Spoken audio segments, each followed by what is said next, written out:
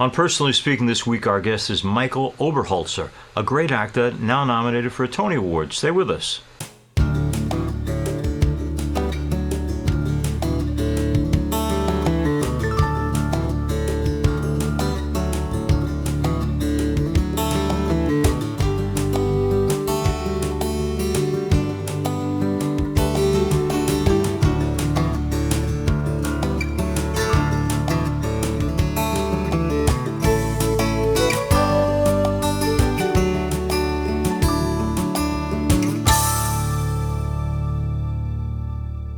Hello and welcome to Personally Speaking. I'm your host, Monsignor Jim Lisanti, and Tony-nominated actor Michael Oberholtzer joins me now. Michael plays Sean Mungett in Broadway's critically acclaimed revival of Take Me Out, which earned him a Tony nomination for Best Featured Actor in a Play.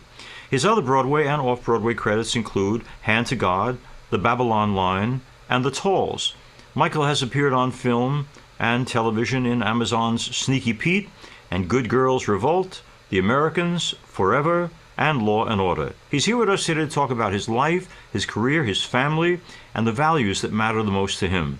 Joining me now, I'm so pleased to welcome to Personally Speaking the great actor Michael Oberholtzer. Thanks for doing this show. For our listeners and viewers, I've had the privilege twice of seeing Michael on Broadway.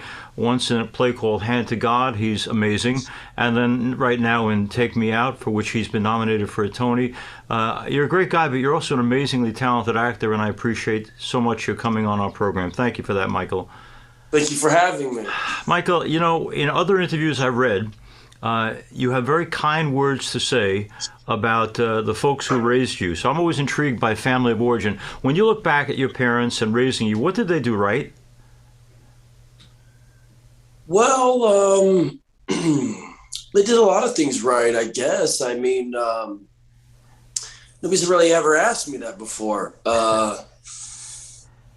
It's a great question. I mean, I think the main thing is that they just, they gave me a foundation in faith. Mm-hmm. You know, you're a Monsignor, right? So, sure. I was raised Missouri Synod Lutheran, and I went to Catholic high school. Oh, did you? Yeah. Yeah. Oh, yeah. Bishop Lewis, Fort Wayne Diocese. Okay. And, that was very important to them. I was confirmed in the church. And so a lot of the values and stuff were kind of instilled at an early age about what's right and wrong and all of that stuff. But I think ultimately they knew I was kind of my own person in a lot of ways, and I was always going to just kind of do what I was going to do. There were problems over time, as you can imagine. Right. But I think, my parents just knew that I was on some type of a trajectory that I wasn't really going to let anybody interfere with. And they didn't have any experience in this line of work. I didn't come from a showbiz family. There's no other actors or performers or artists per se in my family. Yeah. And to their credit, I think they just recognized that in this arena, they were limited, and they just kind of were supportive. And, I don't think any mother has prayed more for a son than my mother has. So I know for a fact that plays a big part of it. Yeah, it's a long-winded answer, but I think those it's great. I love that. You also said, which is interesting, that one of the gifts that your father has brought into your life was a great capacity for being a listener. And I was reminded many years ago, Paul Scofield was an actor who starred in A Man for All Seasons, the film. And a long time ago when I had talked to him, he had said of all the gifts he had that he brings to his work, nothing's more important than listening. But I was wondering, Michael, when you're on a stage 7 and 8 times a week, I know it's important to get what the other actor is saying to you and how they're saying it to you, but do you listen attentively to other actors on stage, or do you go on automatic pilot? No.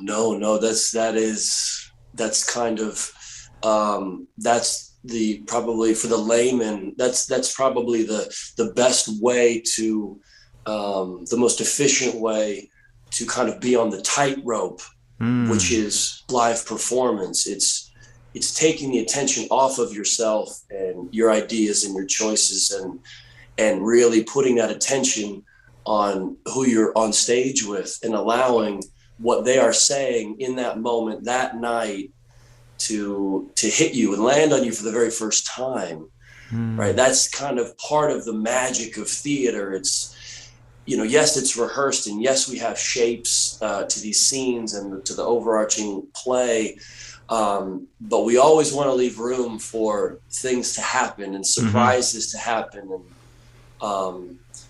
and that's magic, and that's I think what a lot of us continually are looking for while we're working. Those moments. I think for me in particular, I try to give myself the mental space of we're always rehearsing. Now we're just rehearsing in front of people, and I think for me, if I can kind of maintain that, I don't make it as precious, and if I don't make it as precious, then I become more fearless in a way.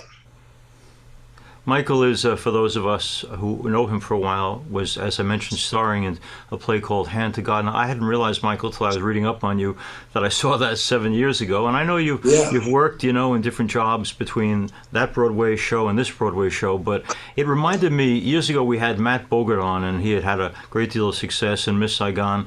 But he said, he admitted during the interview, he said, but work has not been steady. He said, now I've got kids and a wife, and he said, I'm thinking of moving out of the business. And he happily, right after that interview, got hooked up with Jersey Boys, and he found work, and he's been working ever since. But in those 7 years, when the jobs aren't coming, what do you do, Michael, with downtime?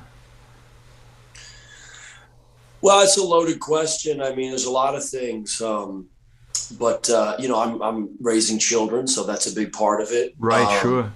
Yeah, so I have young children, and my wife works, and so the better part of that was really just being a house mom, and just getting them up and raising them, child rearing, right. I did take some side jobs in between. Sure.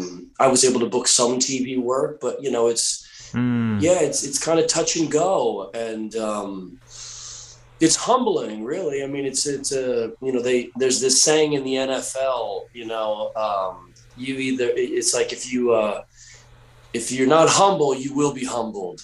Yeah. And I think that's very true in show business, in a lot of ways. At least that's been my experience. A lot of us come from small ponds, and talent is just a given. I think for when you make it to New York, I mean, you have talent. A lot of people. There's a lot of talent out there, but show business will find a way to humble you, and it's not necessarily a bad thing, but it's inevitable, in my opinion. Yeah.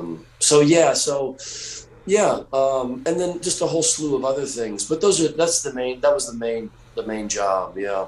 A couple of times, Michael, we've had the wonderful actor Matt Doyle on, and he was honest enough to share with us that he's grappled over his life with depression. And then we moved into talking about, you're perfect for a job you go out for, but you don't get it. How do you deal with rejection, and you're not the one that they choose? Do you have any kind of means or way of saying, I'll go in, I want this part, I think I'm good for it, but if I don't get it, I can cope by what do you do, Michael, to cope with disappointment?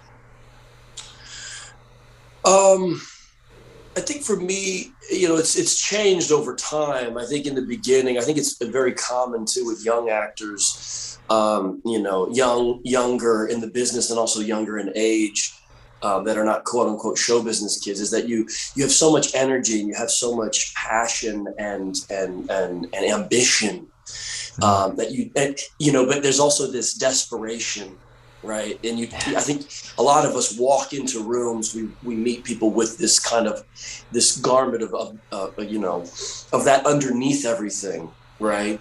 And I think over time, I've certainly had to become more okay with this fact that it's like, listen, I'm enough, right? And look, when I've gone out for jobs and I haven't gotten jobs, which there's certainly been many. I mean, that's really the career, is all the jobs that you just don't get. Yeah. And the times that I go and I watch the film, or I watch the TV show, or I see the play, and that's the person that they put in there.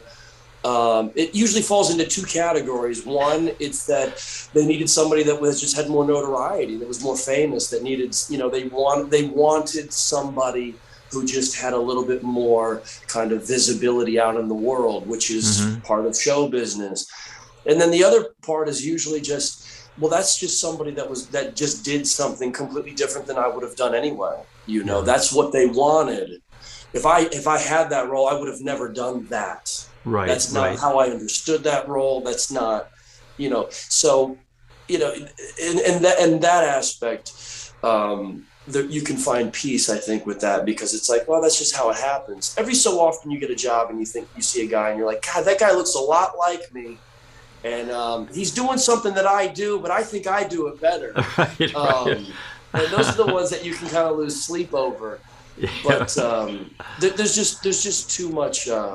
Right. There's just too much other stuff that's going on. Michael, you know, as a pastor of a parish on Long Island, every week you get up and you preach a homily, and 9 out of 10 people can tell you, you know, they loved it. That one guy who says, nah, didn't care for what you had to say today, is going to stick with me all day. When you put yourself out there as a public figure, as an actor, inevitably, critics are out there. They're going to say what they're going to say. How well do you handle criticism? Not very well. Okay. You know, I mean, I'm not unique in this sense. I'm certainly not immune to it. Yeah. But like other things in my life, I mean, it's something that I've had to just make a decision that I don't pay attention to it, because you have to pay attention. You have to pay attention to all of it in some degrees. You know, the truth lies in between all of it in somewhere, you know, and yeah, I mean, I'm human, and it's you know, I'm not immune from negative feedback, and also, you know, getting positive feedback sometimes can also be detrimental to your growth and to your hubris and to your spiritual condition, your personal relationships, right? You start believing these amazing things that people you don't know say about you. That can be problematic in and of itself. Let me just make it known that that's never really been the case in my circumstance. I don't have large amounts of people saying wonderful things about me in general. But you can imagine, even when it's a small number, that can become intoxicating. And so I just try, you know, and invariably, people will always find something. People who care about you, people that you know, it just finds its way. Oh, that piece, or oh, they said this, and it's nearly impossible in this day and age to not get this information that's kind of buzzing out there. But I certainly don't go out looking for it. Right. You know, you mentioned early in the interview things that you admired about your folks. And you now, as you mentioned before, are very much part of a family of your own, you know, with a wonderful wife and 2 kids.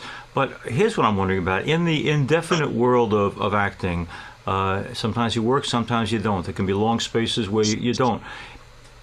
I would think, not encouraging this, but I would think that there must be some actors out there who say, you know, I can't take the risk of having a wife and children in this indefinite career of mine. But you did. You had some kind of faith in the woman you chose and in the life you guys shared together to say, well, I want to be an actor, no doubt about it, but I also want to be in love with someone and get married and to have children.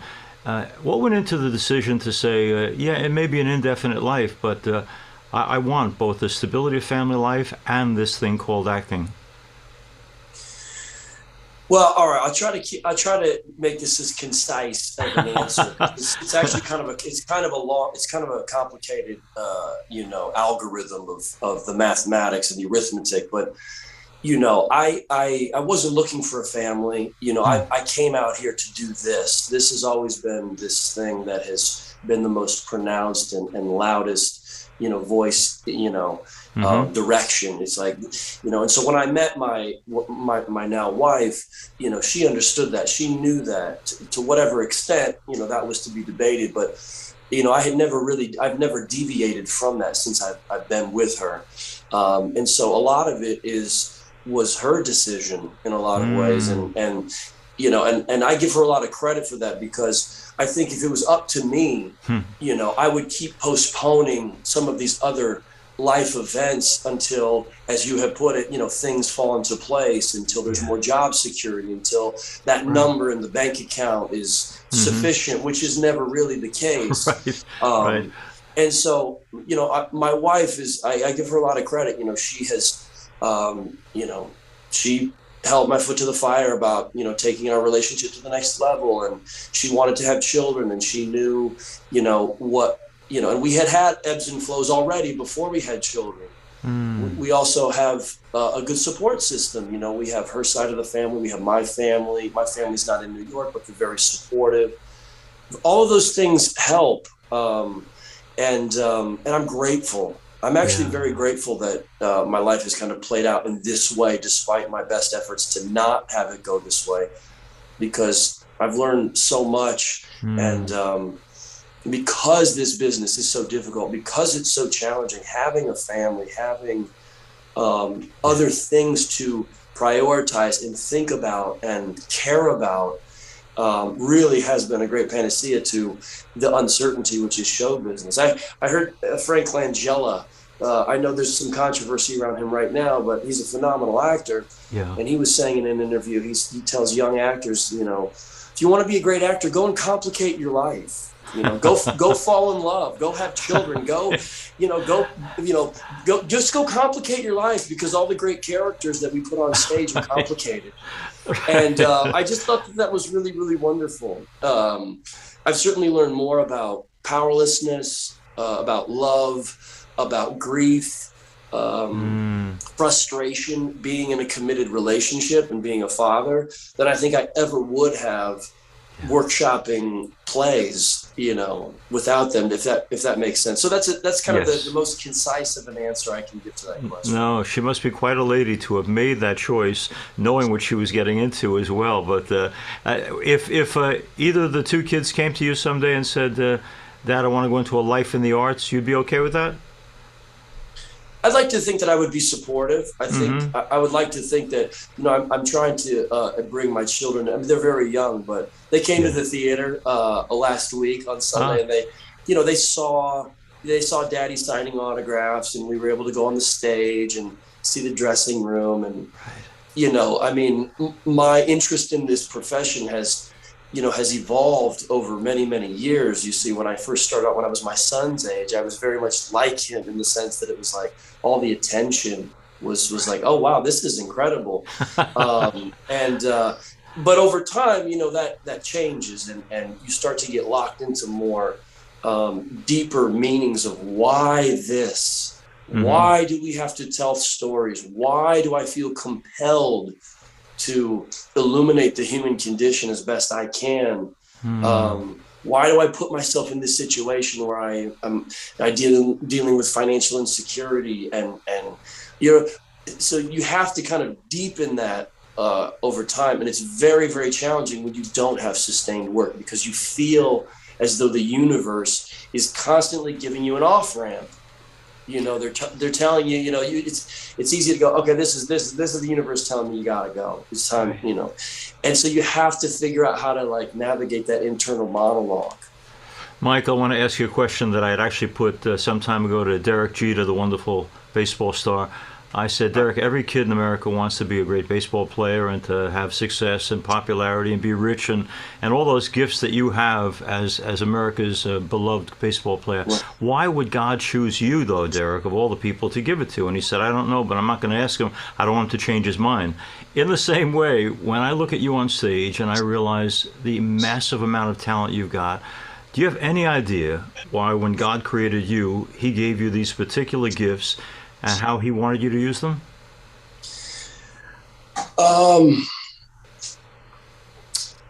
No. Yes and no. Okay. Right? Yes and no. Wanting to be an actor, it was one of my biggest secrets. You understand?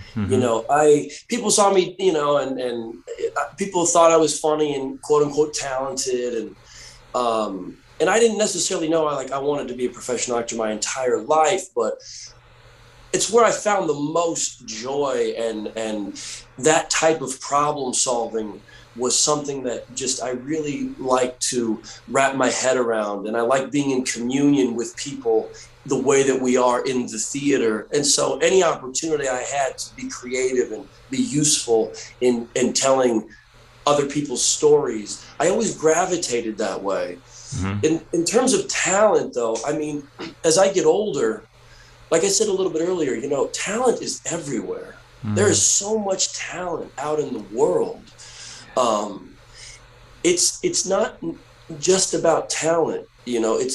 I don't know how talented I really am. I think I have a penchant more for endurance, quite frankly, you know, and thick-headedness and stubbornness. I think those are probably more of the more pronounced character features that I have, and then maybe talent kind of lines up with that. But you know, and even James Baldwin talks about that. You know, like it's about endurance and attrition. Right. It's about holding on sometimes. And I'll tell you this, though, you know, years ago, I had this feeling like when people would, you know, quote unquote, jump ship, you know, I was very critical. And I said, they're quitters, you know, blah, blah, blah. But as I've gotten older, I don't feel that way anymore. I understand full well that it's not about failure. You know? Finding something else and going in a different direction has nothing to do with success or failure in this profession. It's a personal decision, and I realize like how close we all are to that decision in a lot of ways. And so it is nice. It's a wonderful moment that I get to be in right now, to be a part of this moment in Broadway, coming back after the pandemic, that first season. You know, out of the, you know, having theater goers like just hungry and ready to see theater and to be telling a story that is so relevant in so many ways and is probing a lot of these questions that are in this zeitgeist. And then to have an opportunity personally to play a role that is asking and demanding so much of me creatively is something I've been looking for since I was started off on this path. So it's very special, and I'm very, very grateful for this moment in time, and I'm just taking it all in. Okay. Michael, you know, 100 years ago, one of the first interviews I ever did, and he became a good friend, was the film director Frank Capra, It's a Wonderful Life, all those movies. But he used to say all the time that he didn't think physical illness was as great a burden for most people as the burden of discouragement, when life overwhelms us and we lose hope.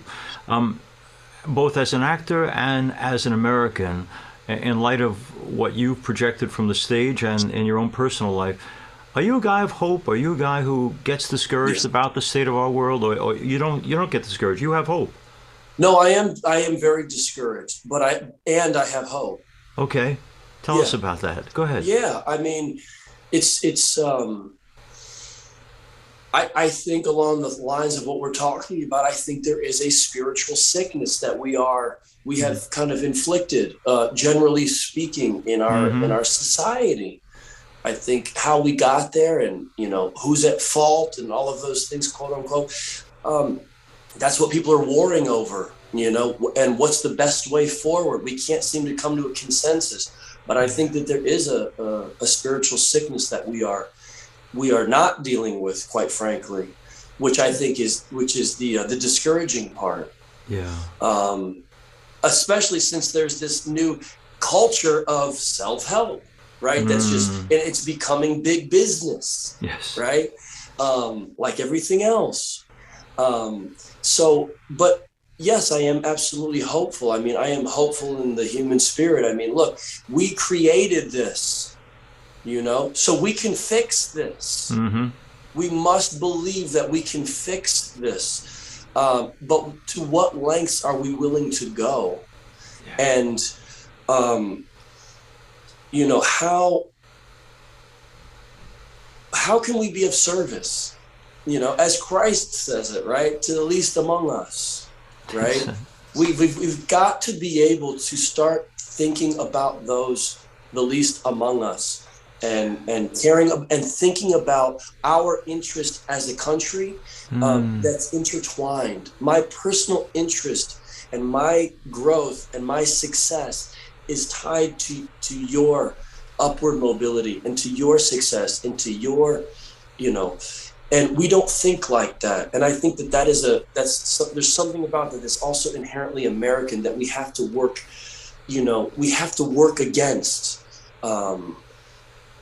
People would probably hear that and say, he's a communist, he's a communist, he's a socialist. That's not what I'm saying. That's not what I'm saying. Right. But yeah, I think a lot of these problems, we just don't see the fact that we are connected. This gun violence thing, it's easy to see yourself separated from that, or from this underpinnings, these swells that are happening within the Black and brown communities. I think it's very easy to say that's their problem. It doesn't. Whatever they got to figure that out. It's not. We don't understand that their success and their is directly connected to us, all of us. Yeah. We've got to figure out a way to bridge that, and it's very, very difficult right now. But you're not willing to give up, and I like that you're still a man of hope. I want to thank Michael Oberholtzer for being with us. He's an extraordinary actor, as I mentioned throughout this interview, but I love that today he talked about what it is to come from a particular family who helped him to form and shape values that last, what it is to take on the responsibility of being both husband and dad and hoping for good things from that experience, and also to tell the truth by using the acting talent that he has to tell a truth that we may or may not want to hear, and to be, through all the discouragement of our lives and our country, a man of infinite hope. Michael, you're a joy to have on the program. Thank you so much, and it's a privilege. It's a real privilege to have you. Thank you. The pleasure was mine. Thank you, Monsignor. It was nice to talk with you. Thank you for being with us on our program. If you want to reach me for any reason, I'm at personallyspeakingpodcast@gmail.com. You can also get past episodes of Personally Speaking, or even current ones, by going to YouTube and searching under Personally Speaking with Monsignor Jim Lisante. Please, if you would, hit like and subscribe. I'd also like to remind you that Personally Speaking is on Facebook at Personally Speaking with Monsignor Jim Lisante. We're also now on Instagram at Personally Speaking Podcast. Please share and let others know about Personally Speaking. I'm privileged to serve as host and executive producer of Personally Speaking. Our producer is Lisa Jantovitz. Thanks so much for being with us. We'll see you next time, again, on Personally Speaking.